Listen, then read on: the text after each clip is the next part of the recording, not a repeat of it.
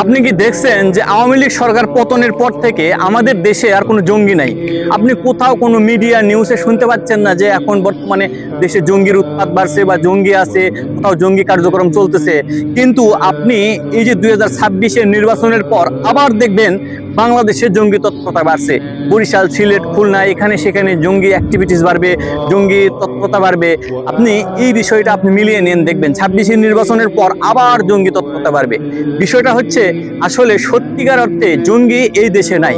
জঙ্গি আগেও ছিল না, ভবিষ্যতেও থাকবে না। কিন্তু আমাদের এই মিডিয়া এগুলো হচ্ছে কি, ইসলামের এই শত্রুরা যখন সরকার হয় তখন এরা মিডিয়া কিনে নেয়।